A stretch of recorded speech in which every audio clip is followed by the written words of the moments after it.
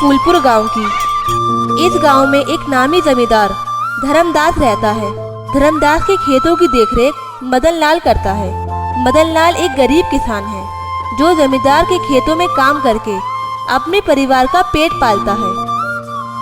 एक दिन मदन लाल जमींदार के खेतों में काम कर रहा होता है कि अचानक खेत में कुछ जानवर घुस जाते हैं और फसल को बर्बाद करने लगते हैं। चलो भागो यहाँ से। जब तक मदन लाल उन्हें भगाता है तब तक जानवर कुछ फसल को बर्बाद कर देते हैं। हे भगवान, ये जानवर तो हर रोज खेत में घुस आते हैं और फसल को बर्बाद करते हैं। कहीं ऐसा ना हो कि मालिक मुझे काम से निकाल दें। वैसे ही वे मेरी ईमानदारी पर शक करते हैं। ये सोचते हुए मदन लाल अपने घर चला जाता है। अगले दिन सेठ धर्मदास को ये बात पता चलती है और वह मदन लाल को अपने घर बुलाता है। क्यों रे मदन लाल, तुझसे खेतों की देखरेख ठीक से नहीं होती? कैसे घुसे वे जानवर खेत में? पता नहीं मालिक, वे जानवर कैसे खेत में घुस गए और उन्होंने थोड़ी सी फसल को बर्बाद कर दिया। अच्छा, तुझे नहीं पता वे जानवर कैसे घुसे? याद रखना, अगर वे जानवर दोबारा खेत में घुसे तो मैं तुझे काम से निकाल दूंगा। मदन लाल चुपचाप धर्मदास की बात सुनकर खेत पर आ जाता है और काम करने लगता है। शाम हो जाती है। वे वापस अपने घर आ जाता है। उसकी पत्नी उससे कहती है, अरे सुनते हो, आज घर में खाने के लिए कुछ नहीं बचा। आप अपने मालिक के पास जाकर कुछ पैसे क्यों नहीं ले आते? हाँ ठीक है, जाता हूँ। मदन लाल धर्मदास के पास जाता है और अपनी परेशानी बताकर उससे कुछ पैसे मांगता है। पैसे? कैसे पैसे? मेरे पास कोई पैसा नहीं है तुझे देने के लिए। मालिक, मुझ पर थोड़ी कृपा करो। अगर आपने मुझे पैसा नहीं दिया तो मेरे घर में चूल्हा कैसे जलेगा? पैसे तो तुम मुझे दोगे, तुमने जो मेरी फसल बर्बाद की है। मालिक, वो मैंने नहीं किया, जानवरों की गलती है। मदन लाल वहाँ से चला जाता है, ये सोचते हुए कि आज मेरे बच्चे और पत्नी क्या खाएगी। वह घर पहुँचता है और अपनी पत्नी को सारी बात बताता है। उसकी पत्नी भी ये सुनकर परेशान हो जाती है। वह अपने कमरे में जाती है और 2 कंगन निकाल कर लाती है और कहती है, आप इन कंगनों को बेच दो। इन्हें बेचकर कुछ दिन तो गुजारा हो ही जाएगा। नहीं नहीं, मैं इन्हें कैसे बेच सकता हूँ? यही तो तुम्हारी माँ की आखिरी निशानी है जो उन्होंने तुम्हें दी थी। अगर आप इन्हें नहीं बेचेंगे तो हमारे बच्चे क्या खाएंगे? आप परेशान ना हो, जब हमारे पास पैसा होगा तो हम इन जैसे बहुत सारे कंगन खरीद लेंगे। मदन लाल उन कंगनों को ले लेता है और उन्हें बेच देता है। उनसे जो पैसा मिलता है उससे उसके घर में चूल्हा जलता है और सब लोग बैठकर खाना खाते हैं। अगले दिन मदन लाल खेत पर काम करने जाता है। वह काम कर रहा होता है कि अचानक खेत में फिर से जानवर घुस जाते हैं और फसल को बर्बाद कर देते हैं। चलो भागो यहाँ से। मदन लाल उन्हें भगाता है और परेशान होकर बैठ जाता है और सोचता है, आज तो मुझे मालिक काम से ही निकाल देंगे। जब धर्मदास को ये बात पता चलती है तो वे मदन लाल को बुलाता है और उसे खरी खोटी सुनाकर काम से निकाल देता है और एक भी पैसा नहीं देता है। मदन लाल उदास होकर वहां से चला आता है। अगले दिन मदन लाल काम की तलाश में निकलता है और पूरे गांव में घूमता है, पर उसे कहीं भी काम नहीं मिलता। वे थक हारकर एक पेड़ के नीचे आकर बैठ जाता है और सोचने लगता है, मुझे तो कहीं भी काम नहीं मिला, क्या होगा? अब कैसे मेरे घर का चूल्हा जलेगा? हम क्या खाएंगे? हे भगवान, अब तू ही कोई रास्ता दिखा।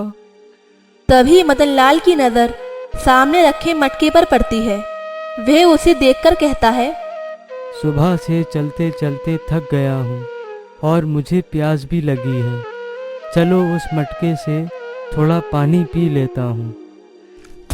मदनलाल उस मटके की ओर जाता है और देखता है कि वह मटका सोने से भरा होता है। ये देखकर वे हैरान हो जाता है। सोने से भरा मटका?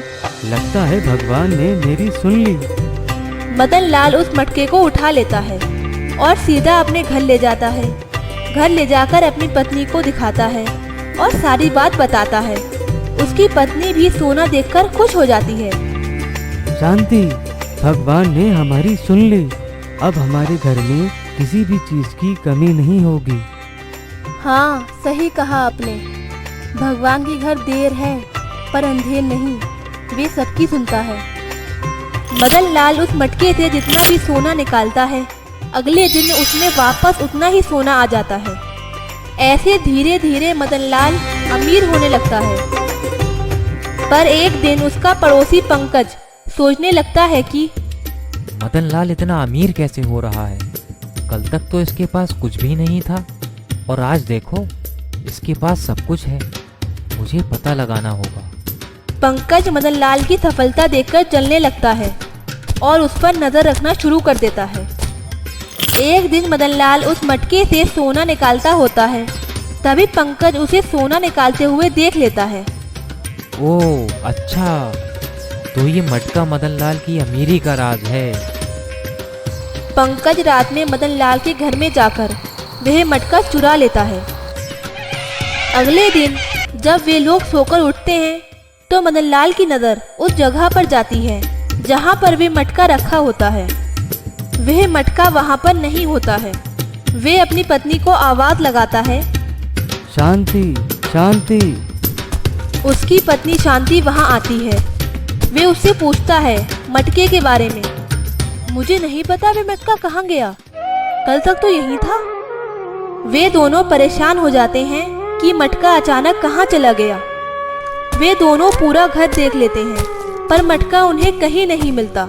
मदनलाल परेशान होकर बैठ जाता है और उस मटके के बारे में सोचने लगता है। आखिरकार वो मटका कौन चुराएगा? किसी को नहीं पता था उसके बारे में। इधर पंकज बहुत खुश होता है और मन ही मन सोचता है, क्यों ना मैं इस मटके को छुपा कर रख दूं कुछ दिन तक, ताकि किसी को पता भी ना चले और मदनलाल को शक भी ना हो मेरे ऊपर। तभी पंकज उस मटके को छुपा देता है। उसी रात अचानक पंकज के घर चोर घुस आते हैं और पंकज के घर का सारा सामान चुरा लेते हैं और साथ में वे मटका भी ले जाते हैं।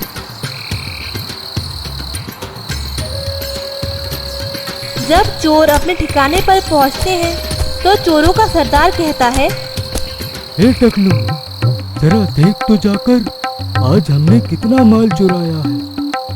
आओ जी सरदार, अभी देखता हूँ जाकर।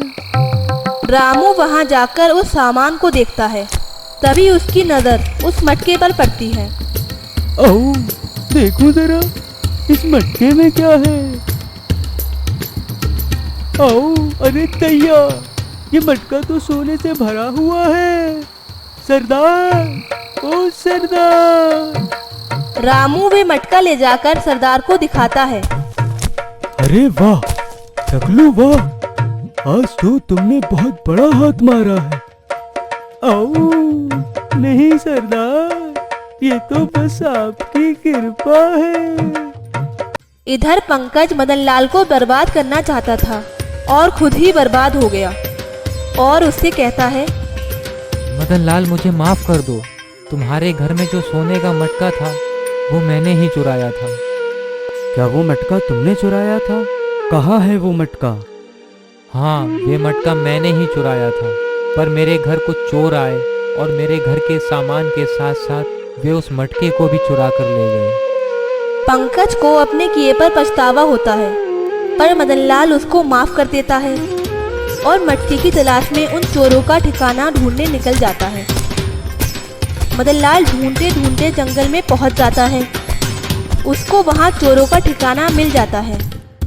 मदनलाल उस मटके को अपनी नजरों से तलाशने लगता है। तभी उसकी नज़र उस मटके पर पड़ती है। वह उसे देखकर सोचने लगता है, अगर मटका इनके हाथों में रहा तो ये इसका गलत प्रयोग करेंगे। क्यों ना मैं इस मटके को ही तोड़ दूं। मदन लाल छिपकर उस मटके के पास जाता है और उसे तोड़ देता है। तभी अचानक उसमें जो सोना होता है वे गायब हो जाता है। मदन लाल उदास होकर अपने घर आ जाता है और सोचने लगता है, अच्छा हुआ मैंने उस मटके को तोड़ दिया, नहीं तो वे लोग उस मटके का दुरुपयोग करते। मुझे लगता है वे मटका मेरी किस्मत में इतने ही समय के लिए था। मदन लाल उस मटके के बारे में सोचते सोचते सो जाता है। अगले दिन सुबह में जब उठता है तो वह मटका उसे उसके घर में रखा मिलता है। वह खुश हो जाता है उसे देखकर और भगवान का धन्यवाद करता है।